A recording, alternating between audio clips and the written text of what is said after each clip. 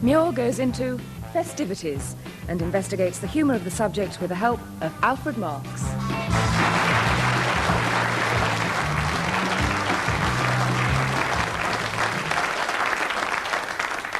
Look, when you arrive for my party, just kick on the door twice and I'll know it's you.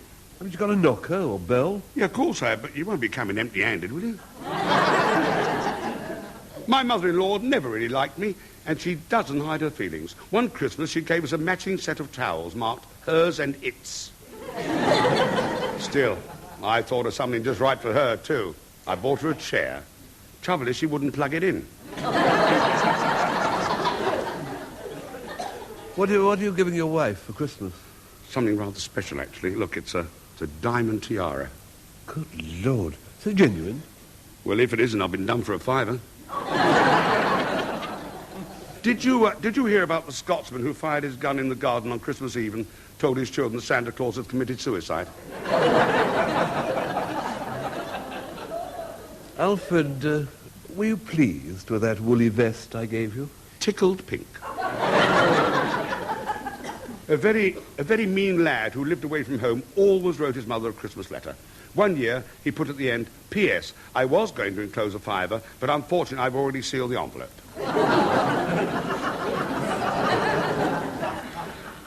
I say, you're going to play games at your party? Oh, yes, we're going to play Jockey's Knock. Jockey's Knock? Jockey's Knock. Jockey's Knock? Yeah. What's that? It's like Postman's Knock, only with more horseplay. Oh, dear. Christmas was over, and the little boy was writing his thank you letters. He'd done most of them, was hard at work, when his mother came and looked over his shoulder. Why is your writing bigger on this one than on the others, she asked. It's to Grandma. She's deaf, so I have to write loud. Frank? Hello. Frank, how do you make an Irishman laugh on Boxing Day? I don't know, Alfred. How do you make an Irishman laugh on Boxing Day? You tell him a joke on Christmas Eve.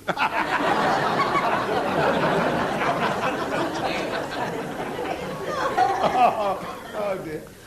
Times of festivity should be times of fun. Times when everyone tries to take life a little less seriously. And there's a lot to be said for a light-hearted approach to life. And it was recommended by, of all people, Queen Elizabeth I.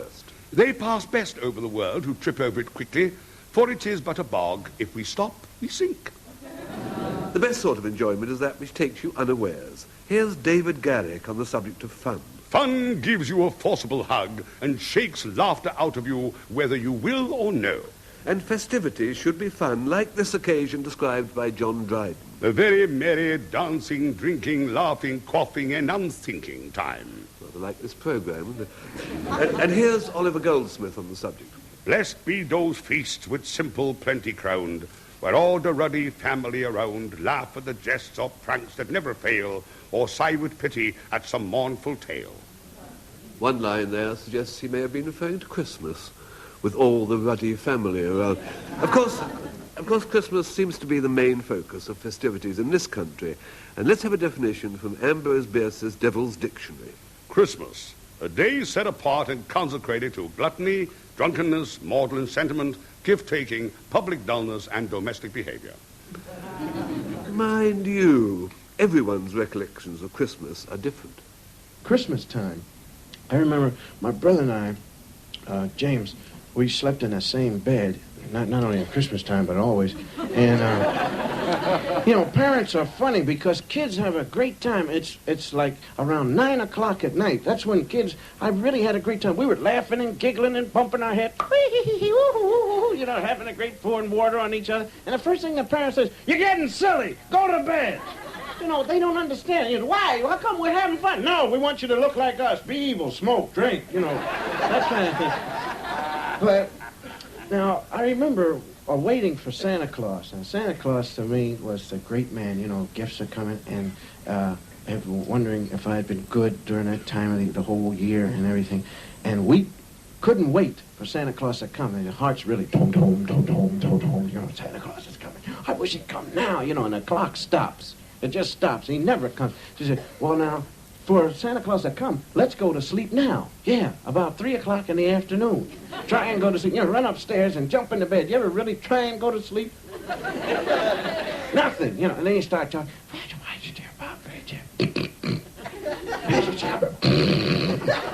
You kids better be quiet. That's not us talking. We're not talking up there. You better go to sleep or Santa Claus is going to give you nothing. Put coal in your stocking. See, that's your fault. He's going to put coal in your stocking. No, he's not going to put it in mine. Put it in your stocking. Yeah, and if he does, I'm going to tell him that you wet the bed every night, too. And I'm tired of rolling over on the coal spot. I'll tell you that right now. No, we really had a great time, our brother and I.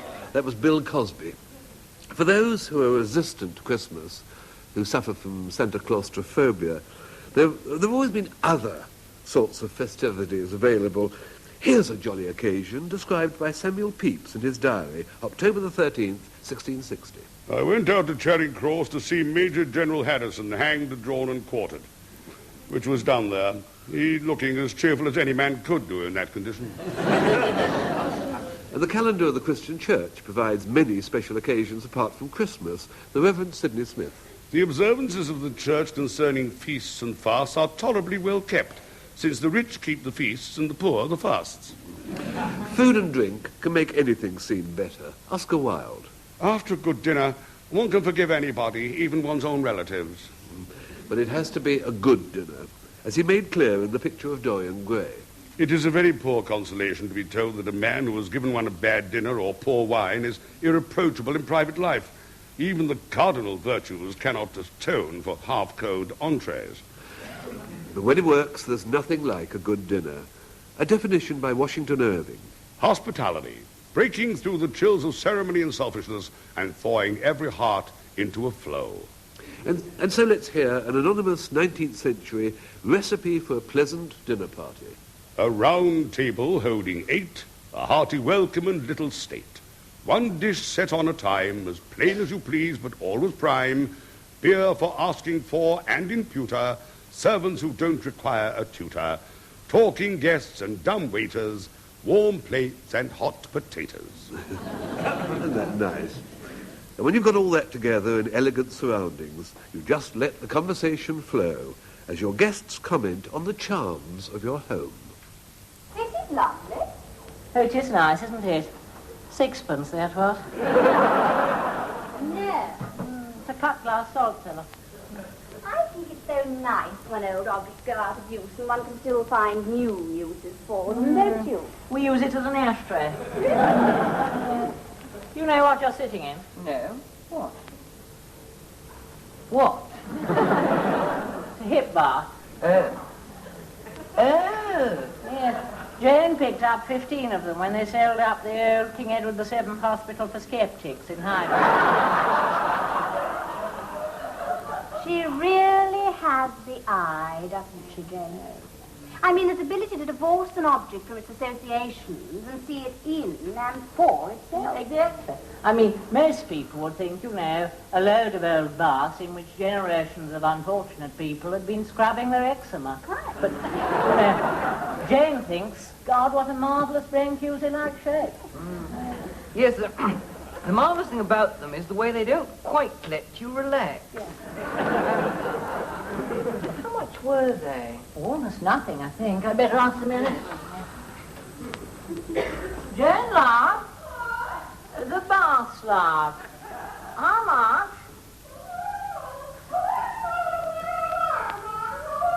Uh-huh. They gave her £1 to take them away.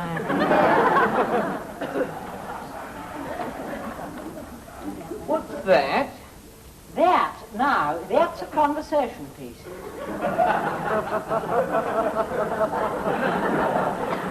Yes. Yes. Yes. Look, since Jane's still up to her ears in ratatouille, why don't I show you around the house? Oh, super. Really, bring your drinks. Yes, yes. Those are lovely, aren't they? Yes, I like mine before, actually. Oh, yes. Yes. Well, just simply yes. Oh, this is lovely. What is it? It's a Victorian jelly mold. Oh, Yes, lovely thing, isn't it? Look at the moulding. Yes. Wonderful, creamy texture it has. We use it as an ashtray. Don't suppose you like that, do you? Well, to be honest... Most people don't. I mean, it's an Edwardian commode. Yes. We use it as an ashtray. Sorry, do you smoke? No. Well, we don't, actually. Alan Bennett, of course, with John Sargent and Virginia Stride. Most people's idea of festivity involves consumption of alcohol. There always seems to be some excuse for a drink. Thomas Love Peacock. There are two reasons for drinking. One is when you are thirsty to cure it, the other when you are not thirsty to prevent it. The reasons for starting on alcohol vary. W.C. Fields. A woman drove me to drink, and I never even had the courtesy to thank her. Drink can change the tempo and priorities of life. Here's a little poem by George Arnold entitled Beer. Here, with my beer, I sit while golden moments flit. Alas, they pass unheeded by, and as they fly, I, being dry, sit idly sipping here my beer. But the danger of drink is, of course, the danger of excess. Description of a character by Susan Ertz. He talked with more claret than clarity. And of course, there's the problem of the morning after. A short poem by Dorothy Parker, The Flaw in Paganism. Drink and dance and laugh and lie, love the reading midnight through, for tomorrow we shall die. But alas, we never do. Food is quite as important in festivities as drink. At Christmas, of course, there's all that traditional fare to be munched through. Here's an old English saying. As many mince pies as you taste at Christmas, so many happy months will you have. Then, of course, there's the Christmas turkey. Everyone likes to see a steaming turkey on a carving dish at Christmas. Everyone except possibly another turkey. In one of his fables, John Gay tried to see the turkey's point of view. How blessed, how envied were our life, could we but scape the poacher's knife. But man cursed man on turkey's praise, and Christmas shortens all our days. Yes, perhaps too few of us are prepared to see the turkey's side. Gobble, gobble, gobble, gobble, gobble, gobble, gobble, gobble. We must stop tormenting the turkey.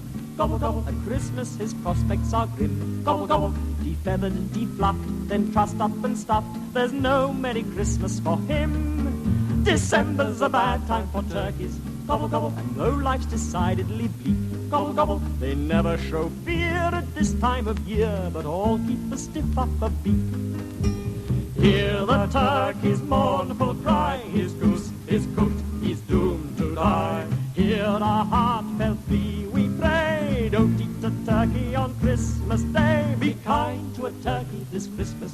Gobble, gobble, try not to eat one this year. Gobble, gobble, when carols are heard, don't give them the bird. Offer them seasonal cheer. A turkey awaits your decision. Gobble, gobble, a sword's hanging over his head. Gobble, gobble, he's troubled in mind, so try to be kind and eat a nut cutlet instead. Hear the turkey's mournful cry, his goose is cooked, he's doomed to die. Hear our heartfelt plea, we pray, don't eat a turkey on Christmas Day. To win our campaign for the turkey, gobble, gobble, the public must know of his plight. Gobble, gobble, since no one forgoes a roast parson's nose unless he's convinced that it's right. So make a bird happy this Christmas. Gobble, gobble, it's time for the slaughter to cease. Gobble, gobble, and free from all fear, your turkey will hear the Queen's Christmas message of peace. Gobble, gobble, gobble, gobble, Queen's Christmas message of peace. Gobble, gobble, gobble, gobble, gobble, gobble, gobble, gobble. That was instant sunshine. That's the stuff. It's difficult to divorce the ideas of Christmas and presents.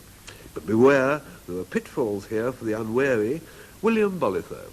You need more tact in the dangerous art of giving presents than in any other social action. For a start, you must give willingly. Seneca. There is no grace in a benefit that sticks to the fingers. And you must give something suitable. An old proverb from Thomas Fuller. A blind man will not thank you for a looking glass. But if you do see the right present for someone, you shouldn't be inhibited if it happens to be second-hand. Scan the small ads, like this one from the Hendon Times. Edward Heath's Music, A Joy of Life. Brand new book, unread, perfect gift, £4. Booksellers' catalogues are always good sources of presents. Here's a snippet from one. A bargain at £10. What Chairman Mao made of China. 8 large plates. It may be difficult giving presents, but receiving them also has its problems. Thank you letters for a start. But there are shortcuts here. In Geoffrey Willan's and Ronald Searle's book, How to Be Top, their schoolboy hero, Nigel Molesworth, reveals the secrets of the Molesworth self-adjusting thank you letter. It's very simple. All you have to do is to strike out the words which do not apply. Right, pencils and papers ready. Off we go. Dear Aunt, Uncle, Stinker, Gran, Clot, Pen Pal. thank you very much for the... Train, tractor, germ gun, kite, delicious present. That's when you can't remember what it was. Sweets, space pistol, toy socks. It was... Lovely, useful, not bad, super, just as good as the other 3. And I have... Played with it constantly, dismantled it, no patience with it, given it to the poor boys, bust it already. I am feeling... Very well, very poorly, lousy, in tip-top form, sick. And I hope you are too. My birthday, when next present is due, is on... Blank, From... blank. That's all there is to it. Get a few of those photocopied and you're away. Of course, one thing you always have to be on your guard against is getting homemade presents. A lot of love may go into their manufacture, but even so... Next, I want to tell you about a more useful gift, really. Waste paper baskets. Or, I should say more accurately, waste paper baskets tinned, for they are made from manufacturers' biscuit tins, large size. To obtain these, you must make love to your grocer and wheedle him into giving them to you. Cleanse your tin thoroughly and remove all advertising matter. In order to achieve my unusual mosaic design, you must secure some patterns of wallpaper samples. I fancy the buff tones myself, but you can do what you choose. Tear your paper into scraps, the rougher the better, and then paste them all over the outside of the tin, here and there, higgledy-piggledy, in a crazy paving design. When your scraps are quite firm, outline each one in black Indian ink, and you will find you have not only a useful waste paper basket, but a decorative piece of modernistic furniture as well. Joyce Grenfell. The presents are only part of it, but now the whole business of Christmas has become very commercial. Now, here's an announcement that's supposed to have been heard on an American radio station. 'Twas the night before Christmas, when all through the house, not a creature was stirring. They'd got a Mixmaster electric mixer. It's not just shops that boom at Christmas. Hotels do very well, too. And it's interesting to see how they offer their wares. Here's an extract from an ad in a Sussex newspaper. Lady, having spent Christmas with her family, strongly recommends comfortable, homely hotel. A misprinted one for a West Country pub. Whether you want a jolly Christmas or a second honeymoon, you'll find a warm welcome in the snuggler's arms. Another one. Enjoy a traditional Christmas. The amenities at the Norton Family Hotel are like something out of Dickens. Oh, yes, it's a very commercial time of the year.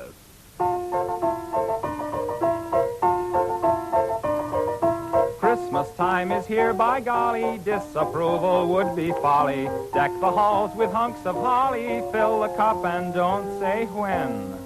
Kill the turkeys, ducks, and chickens, mix the punch, drag out the dickens. Even though the prospect sickens, brother, here we go again. On Christmas Day, you can't get sore. Your fellow man you must adore. There's time to rob him all the more. The other 306 a day afore. Relations sparing no expense-o. Send some useless old utensil or a matching pen and pencil. Just the thing I need. How nice. It doesn't matter how sincere it is, nor how heartfelt the spirit. Sentiment will not endear it. What's important is the price. Hark the Herald Tribune sings, advertising wondrous things. God rest ye merry merchants, may ye make the Yuletide pay. Angels we have heard on high tell us to go out and buy. So raucous sleigh bells jingle. Hail our dear old friend Kris Kringle, driving his reindeer across the sky. Don't stand underneath when they fly by. Tom Lehrer. The traditions of Christmas seem to increase year by year. Certainly if you work in an office, one of the inescapable ones is the annual party, normally guaranteed to generate enough guilt to keep everyone on their best behaviour for the rest of the year. It's a time of great upheaval and complex organisation. Here's a notice from an office door. The duplicating room will be closed during the office party, and any executives with urgent needs should make arrangements with their secretaries. There are plenty of other unchanging Christmas traditions. Here's an extract from a letter to the Sun. Our Grand must be the Queen's most loyal viewer. Every Christmas she comes to our house for dinner and to watch the Queen's speech. She always brings a Union Jack, which she drapes on top of the telly. As the national anthem plays, she puts on her best hat and keeps it on until the Queen has finished speaking. There are other perennial Christmas entertainments, like the pantomime, for instance. Here's a cautionary tale from the Bristol Evening Post. Bath Theatre Royal bar manager, Mr. Peter Coe, is being treated for back injuries after being attacked by 2 brownies. The girls, aged about 9, lost their tempers because he'd run out of ice cream. They kicked and kneed him, and he was hurt when he fell over. The attack happened in the Gods during the count run of Dick Whittington. Considering all the preparation and build-up, it's amazing how quickly Christmas and all the other festivities are over. Soon there's nothing left but the tidying up, and those awkward little jobs, like exchanging unsuitable presents. Do you have a private room of some kind? I'd like to discuss returning a Christmas gift. No, it's not underwear or anything like that. It's see, my wife bought me a toupee, and I'd like to return it. It's under the hat, yeah. I don't know what model it is. No, it's the crew cut with the widow's peak. Yeah. Mr. Wonderful, is that, well, whatever you call it.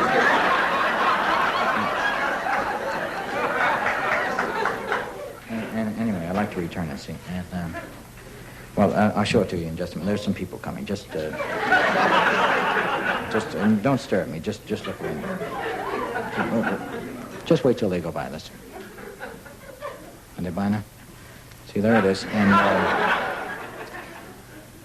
see, the problem is, I notice people pass me on the street and they start laughing, after they've gone by. And it makes me look years younger, I know, but they still laugh, see.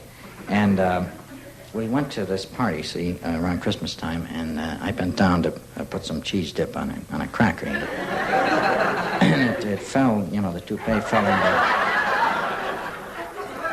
into the cheese dip, and everybody stopped having cheese dip. And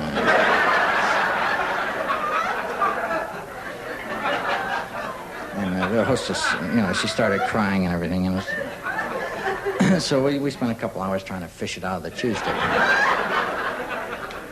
And I took it home and I put it in the washer dryer.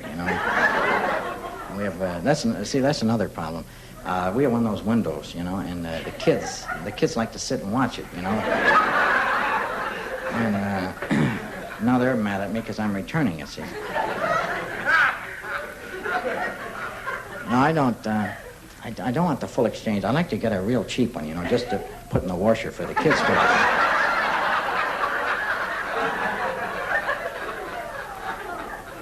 Well, no, see, I didn't know my wife was getting it for me.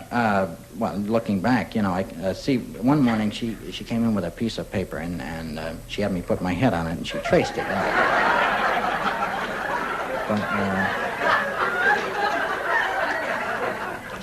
She never told me why she did it, See, the main complaint is it doesn't do, what you say it's going to do.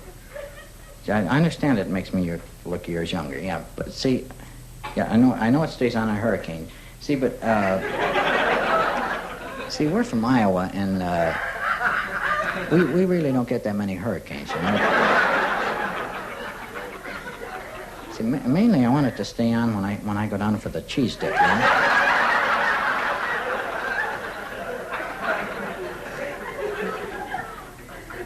The price tag. You'd have to have the price tag before you could give me a return. Can I use your phone a minute? Yeah. You want to take care of these other people? Honey? Yeah, listen, you want to call the Hennessy's? Ask them to look in the bottom of the dish, see if there's a price tag in there.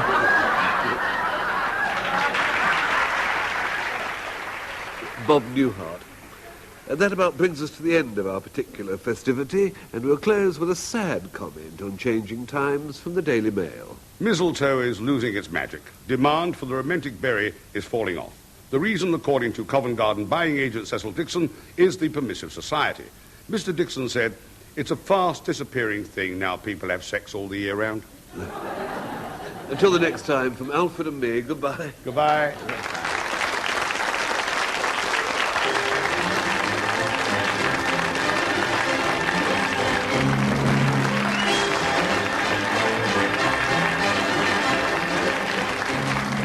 Frank Muir Goes into Festivities was written by Frank Muir and the producer, Simon Brett.